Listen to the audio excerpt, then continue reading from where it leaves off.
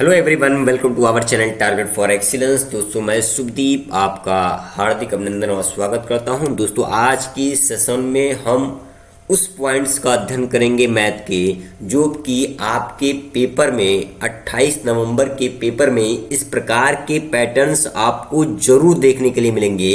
Pen और copy के साथ बैठिएगा और ये पैटर्न बच्चे बहुत ही इजी है, केवल आपको समझना है और आप खुद सॉल्व करते हुए चले जाएंगे। ठीक है बच्चे, चलिए स्टार्ट करते हैं सेशन को। अगर सेशन आपके लिए यूजफुल है तो लाइक शेयर सब्सक्राइब करते रहिएगा।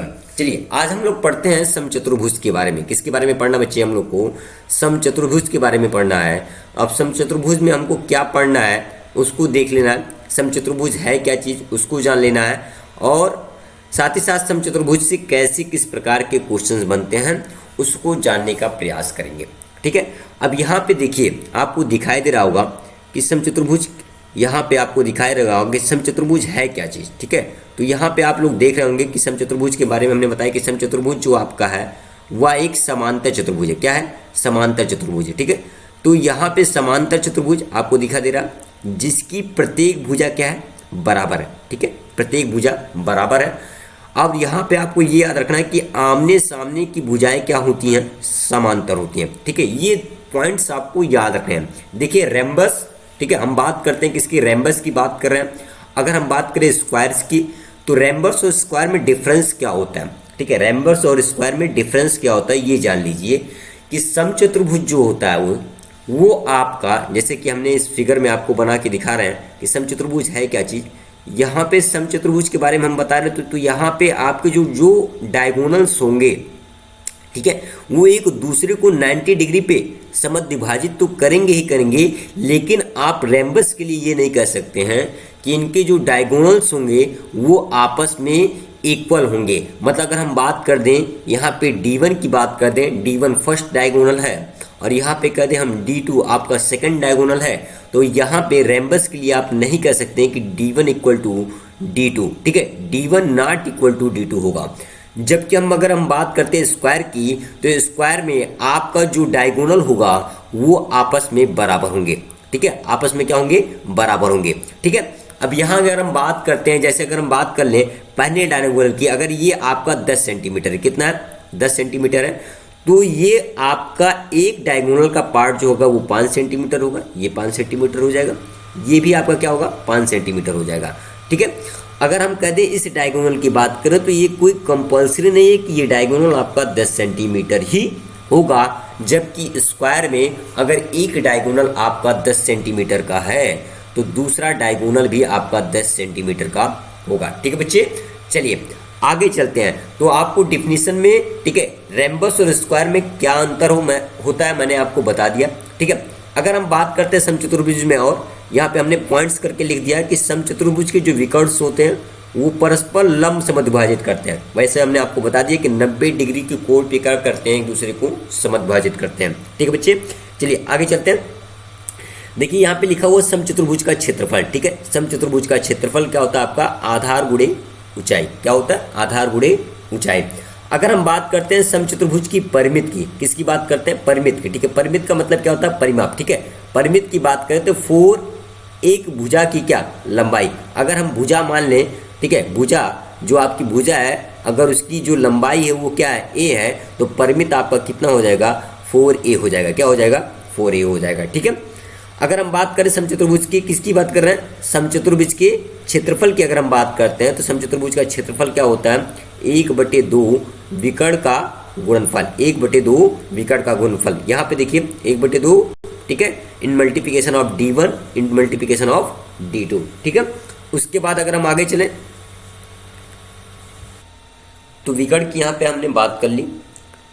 अगर हम बात करते हैं समचतुर्भुज की, किसकी बात करते हैं? समचतुर्भुज की भुजा की बात कर रहे हैं। ठीक है, समचतुर्भुज की भुजा की अगर हम बात करते हैं, तो भुजा की अगर हम बात करें तो यहाँ पे हमने लिख दिया कि अंडर रूट पहले विकर्ण का, ठीक है, पहला विकर्ण बटे 2 का होल स्क्वायर प्लस दूसरा विकर्ण बटे 2 का होल स्क्वायर। ठीक है, अब यहाँ से हमने इसको सॉल्व किया और आपको एक इक्वेशन दे दिया कि 4A स्क्वायर, ठीक है, is equal to D1 square plus D2 square. अगर हम आपसे कह दें कि किसी रेम्बस के, ठीक है, साइड्स और डायगोनल्स में संबंध स्थापित करने वाला फार्मूला क्या है, तो आप इस फार्मूले से उसको डिफाइन कर सकते हैं। ये फार्मूला जो आपका है, ठीक है, ये फार्मूला आपका जो है, इसको जान लीजिए कि बहुत ही आपके लिए बहुत ही यूज़फुल फार्मूला है। इसको आपको याद रखना है कि 4a² इज इक्वल टू क्या होता है, d1², ठीक है, d1² प्लस d2²। इससे आपके बहुत सारे क्वेश्चंस क्या होंगे, इजीली सॉल्व हो जाएंगे और आपके एग्जाम पैटर्न में इससे क्वेश्चंस आते हैं। ठीक है बच्चे, तो ये चीज़ आपको राइट डाउन कर लेना है। हमने आपको बता दिया कि समचतुर्भुज है क्या। समचतुर्भुज व समांतर चतुर्भुज है जिसकी प्रत्येक भुजा बराबर होती है, आमने सामने की भुजा बराबर होती है। हमने ये बता दिया कि रेम्बस और स्क्वायर जो होते हैं उसमें डायगोनल्स क्या होते हैं, स्क्वायर में डायगोनल्स आपके इक्वल होते हैं, रेम्बस में डायगोनल्स आपके इक्वल नहीं होते हैं, समद्विभाजित 90 डिग्री पे होता है। हमने सारे पॉइंट्सों पे चर्चा कर दिया है। मेन पॉइंट्स को आपको राइट डाउन कर लेना है, फार्मूले को आप लोग को राइट डाउन कर लेना, और इसी फार्मूले पे आधारित प्रश्नों की श्रृंखला है उसको हम लोग, ठीक है, करने का प्रयास करेंगे जिससे आपकी प्रैक्टिस क्या हो जाए और अच्छी हो जाए। ठीक है बच्चे, चलिए यहाँ से हम इसको इरेज कर देते हैं।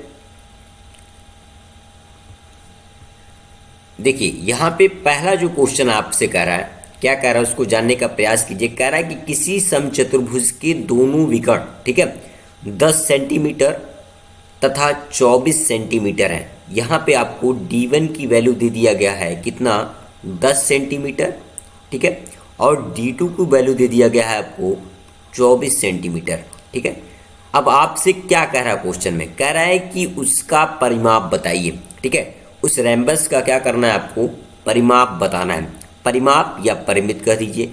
अब देखिए यहाँ पे, ठीक है, फार्मूले के आधार पे परिमाप का फार्मूला क्या होता है, 4 इंटू, ठीक है, भुजा की लंबाई जिसको हम प्रदर्शित करते हैं ए से, तो यहाँ पे हो गई 4 इंटू ए। अब यहाँ पे आपको ए कैसे पता चलेगा, तो यहाँ पे हम चित्र के माध्यम से इसको लगाने का प्रयास करेंगे कि मान लीजिए ये आपका एक रेम्बस है, एक समचतुर्भुज है। ठीक है, अब इस समचतुर्भुज में 2 डायगोनल्स होंगे।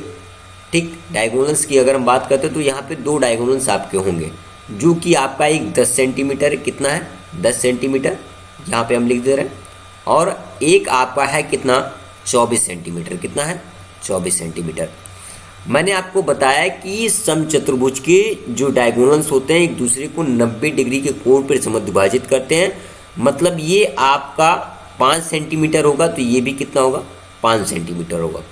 अगर ये आपका, ठीक है, 12 सेंटीमीटर का होगा तो ये भी कितना होगा, 12 सेंटीमीटर का होगा। लेकिन दोनों डायगोनल्स इक्वल नहीं होंगे, d1 not equal to d2।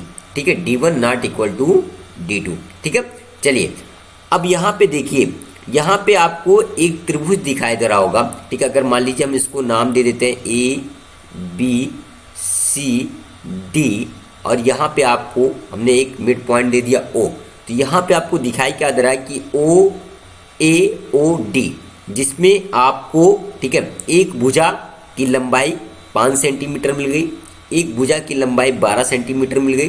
तो आप तीसरे भुजा की लंबाई निकाल सकते हैं किसके माध्यम से, पाइथागोरस प्रमेय के माध्यम से। ठीक है, पाइथागोरस प्रमेय की बात करते हैं तो आप लोग जानते हैं कि क्या होता है, लंब का स्क्वायर मतलब कर्ण का स्क्वायर।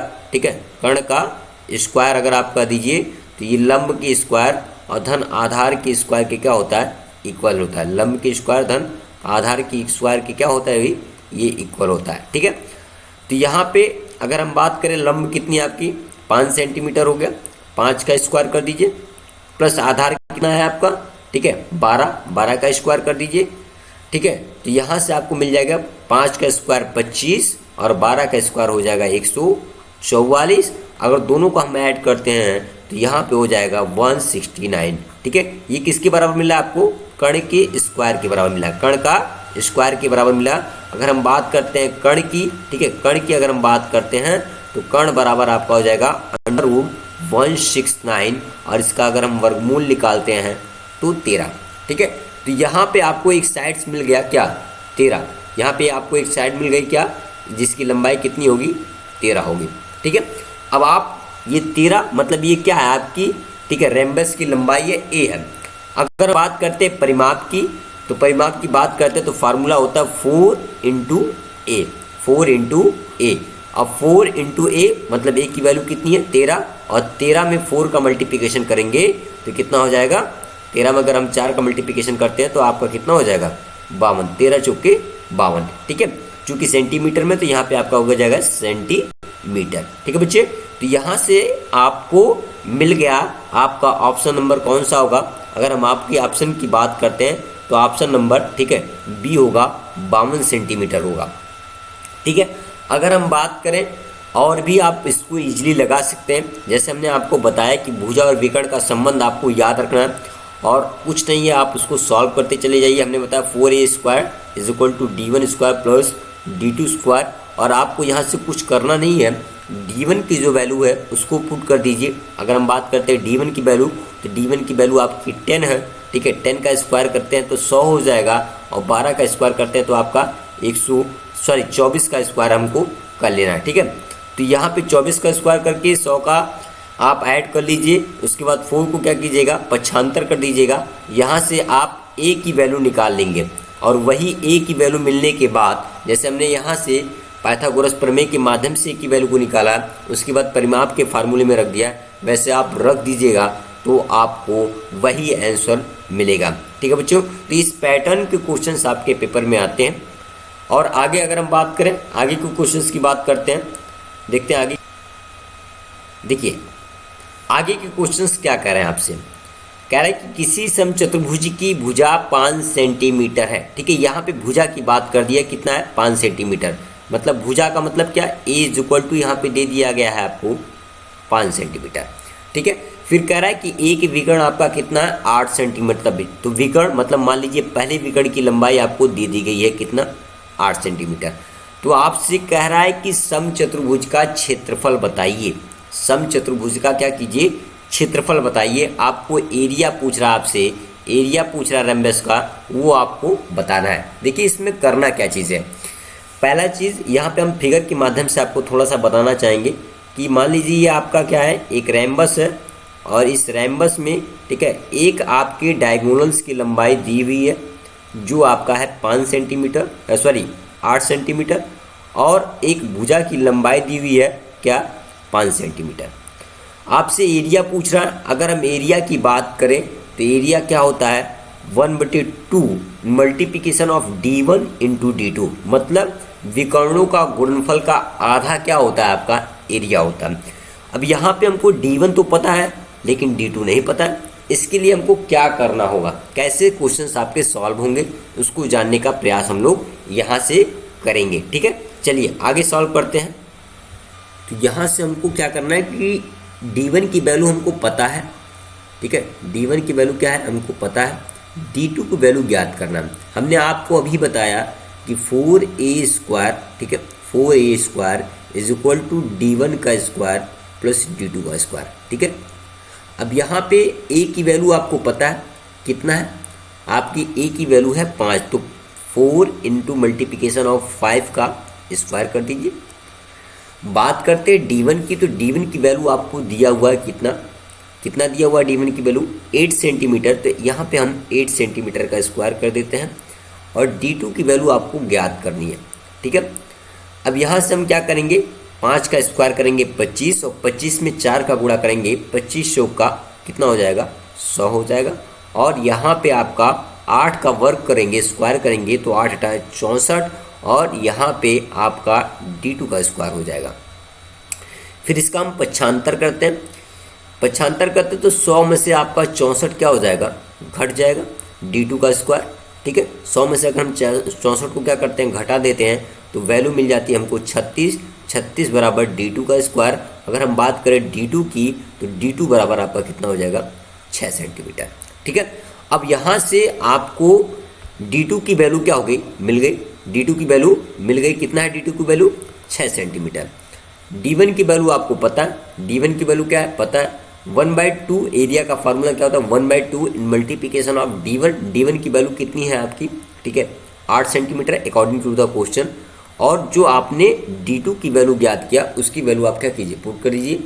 यहाँ से 2 चौके 8, अगर हम बात करते हैं 6 में 4 का गुणा करते हैं तो 6 चौके 24, ठीक है, 6 चौके 24। तो यहाँ पे आपका कौन सा ऑप्शन राइट होगा उसको देखने का प्रयास कीजिए।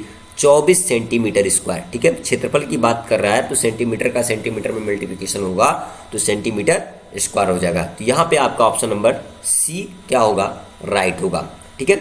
चलिए अगर हम आगे और भी क्वेश्चंस की बात करते हैं उसको देखने का प्रयास करेंगे।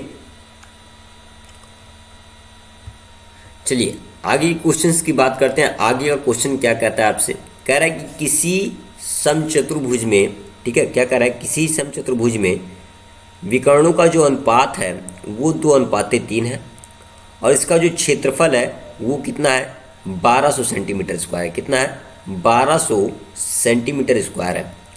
तो आपसे कह रहा है कि इसकी प्रत्येक भुजा बताइए। ए की वैल्यू आपसे ज्ञात करने के लिए कह रहा है।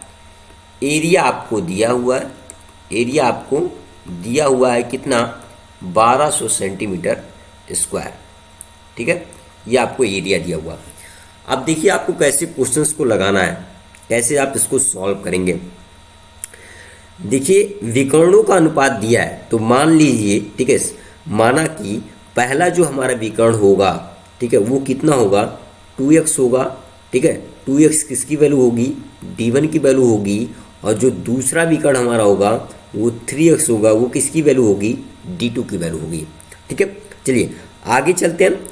चूंकि एरिया दिया हुआ और एरिया का फार्मूला क्या होता है रेम्बस के लिए, 1/2, ठीक है, multiplication of d1 multiplication of d2, ठीक है।